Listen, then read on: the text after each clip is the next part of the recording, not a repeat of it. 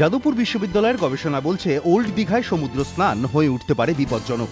যেখানে ভাবছেন কোমর জল, সেখানে হয়তো জল মাথারও উপরে, সেই সঙ্গে রয়েছে চোরা স্রোত। হই হুল্লোড়ের মধ্যে একটু বেখেয়াল হলেই বিপদ, এমন দুর্ঘটনা ঘটেওছে অজস্রবার।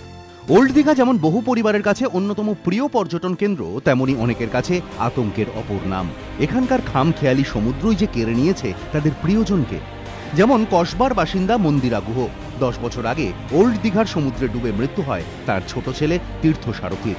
এতদিন বুঝতে পারতেন না সাঁতার জানা ছেলে কিভাবে ডুবে গেল। এখন গবেষণার কথা শুনে তীর্থ সারথীর মায়ের মনে হচ্ছে এরকমই চোরা স্রোতই হয়তো টেনে নিয়ে গিয়েছিল তার ছেলেকে।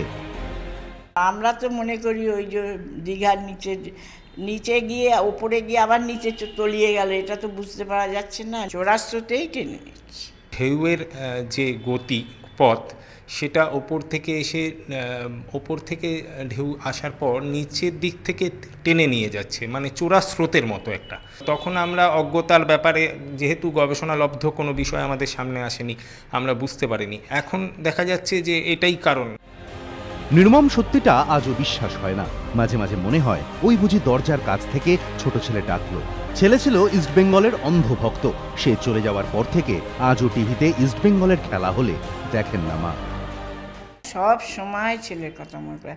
ও খেলার জন্য পাগল হয়ে যেত, খেলা দেখতে যাবেই, খেলা পাগল ছিল।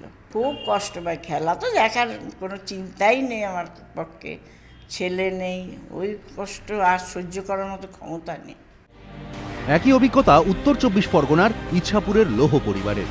2012 সালে ওল্ড দীঘার সমুদ্রে ডুবে মৃত্যু হয় সঞ্জীব লোহ এবং সুরজিৎ লোহর। সঞ্জীবের 6 বছরের মেয়ে সমুদ্রে ভেসে যাচ্ছিল, তাকে বাঁচাতে গিয়েই তলিয়ে যান সঞ্জীব ও তার ভাই সুরজিৎ। দুজনেই সাঁতার জানতেন। আত্মীয়দের ধারণা বালির স্তর কমে যাওয়াতেই হয়তো তল পাননি তারা। তবে এই ঘটনার পর থেকে আর সমুদ্রে বেড়াতে যায় না লোহ পরিবার। ওরা কোটাল থাকার জন্য জলটা অনেক বেশি ছিল, উনি একদম জলের তোড়ে পুরোপুরি ভেসে চলে যান জলে। তারপর ওখানে বোল্ডারে বাড়ি খেয়ে উনি মারা যান। না যাই না, 2012 সাল থেকে আমি আর দীঘা যাই না।